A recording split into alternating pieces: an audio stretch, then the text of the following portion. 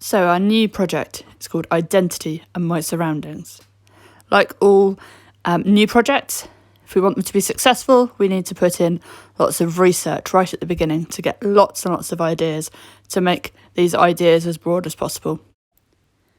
First thing that I've done is to find a whole load of images all about me, things that I love, things that I'm passionate about, things that I enjoy doing. So my art, my painting, my drawing, love of watching my daughters dance, being a dance mum in that respect. I've also put things about my love of expressing myself through music and through singing and lots of different things. For you, all of those images will be really different. They're going to be unique to you. The next thing that I did was started to play around with the way that I laid them out as a slide to make them look really interesting and to fill the page, to have some really small images, some larger images, so that the eye kind of moves around the slide to see all the different things. And then I added text. So I added just some keywords. So what would those keywords be about you? There might be some of the words that you put into Google to get images to represent you. They might be really different. There might be, things that are really obvious to anybody who knows you. There might be some, more personal things. Think about what are those words that you could add. Some might be bigger, some might be smaller. How could you add them so that we can all see right at the beginning something about you as we look at your project?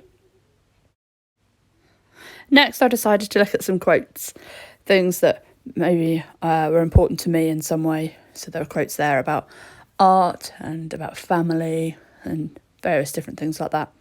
What sort of quotes could you maybe include in your work? Are there any words or phrases that maybe are important to you, or maybe lyrics from your favourite song? Next, I wanted to show a variety of different artist images. So here I've used different artwork of different styles and different genres related to identity and surroundings in some way. So there's various portraiture pieces there, portraits with different styles and different techniques using different media, as well as looking at personal objects and our surroundings, maybe particularly at the moment with, going out for our, daily walks in our local area, things that maybe, are personal to me and my surroundings. Well, what could you put on yours? Have a look at the list that I've provided as a starting point of artists. You'll recognise many of these images are from that list. Maybe you could find some others too. The first artist that I've chosen to look at is John Clang. Now, he does some really interesting things with his portraits. He's taken photographs of different people and different ages, different ethnicities, and done this interesting effect where he's torn and ripped these images and then recreated new portraits from them, which I think is really quite fascinating. I love this, and I wonder if I could maybe do something like this with my family. Maybe my husband's Nigerian. Maybe I could have him. I could have our daughters and myself. Maybe somehow creating a new face, a new portrait. I wonder whether or not you've got any ideas about how you could create your own version of John Clang's portraits. The next artist I've chose to look at is Michael Craig Martin. He does these really interesting line drawings that seem quite simple, but actually are really effective. So he starts off with these outlines, and on some of his pieces he's added bold colours and kind of abstracted it in a way. And others he's got like a background colour and then all the lines in the same colour. I really like the simplicity, but the details within these, I think it'd be really good to be able to create some kind of personal piece linking to maybe some of those objects, maybe the objects that I had in my first mood board, maybe. Something that represents my love of art, maybe my daughter's dance shoes, or like here they've got headphones and keys and things. I also really like the way that he's used words and like letters. Maybe that could be explored further. Maybe there could be a word that represents me, maybe about family, for example, or teacher. What can you see when you look at this work? What ideas do you have about maybe objects and items that you have around your home? or in your bedroom, things that are important to you.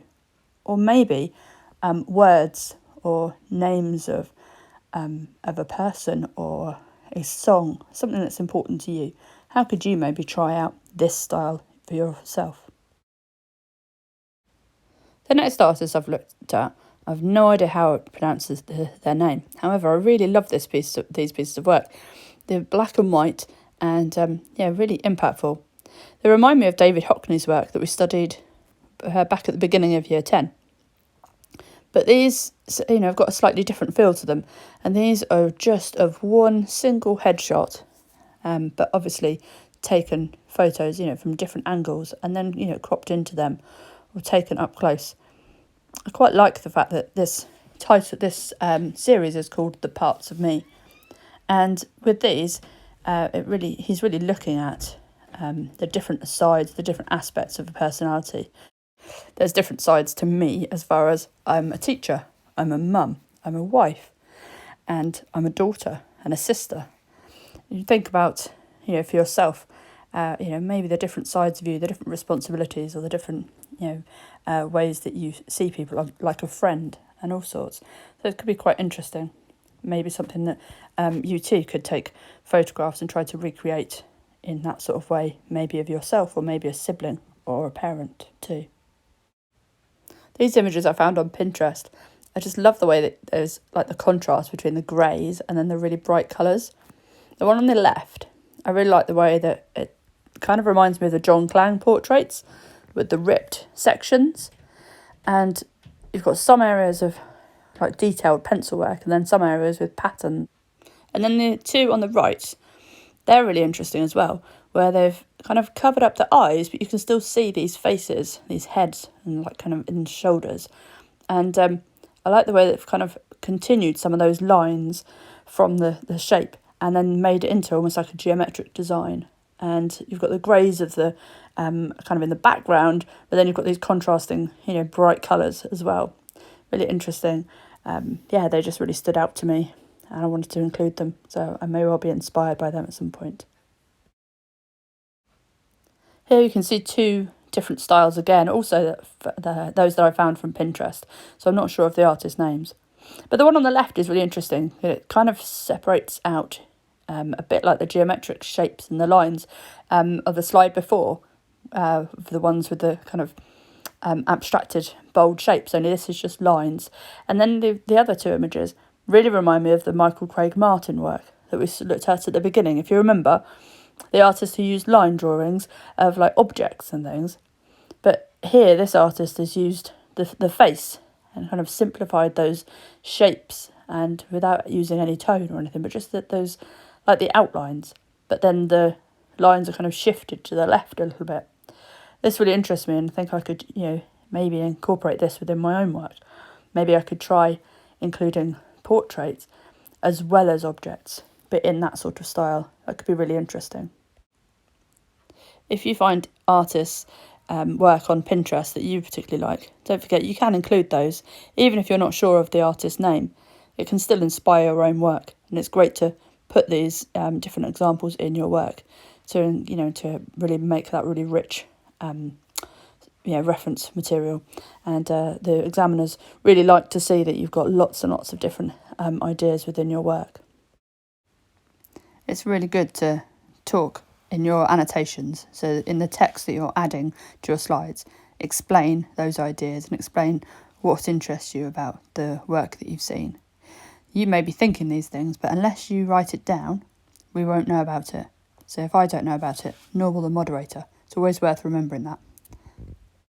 The next artist I found, who I absolutely love, is Mark Powell. As you can see here, some really intricate, detailed biro drawings. Now I'm for one for detail, and I love drawing portraits and just anything in high detail, really. So these are really something that stood out to me. I really like the way that he uses different background papers. So the one on the right here is actually a subway map, so like a New York, but like our underground maps, I guess, that you'll see in London. And the others are on like old like postcards, and here you can see on airmail envelopes and playing cards and and old letters and stuff. I just love the detail and the way he's kind of layered up the different, kind of different sides of the story as well, I suppose. This could be really interesting, linked in with maybe some of the other artists that I've looked at. But I really like, this high detail. Maybe using this high detail, like in the portrait with the ripped pieces, a bit like John Clang, but the painterly one that we saw a couple of slides ago with the bright colours and things. Now it's your turn. Use this checklist if you'd like to help you to create your own excellent GCSE art project based on identity and my surroundings.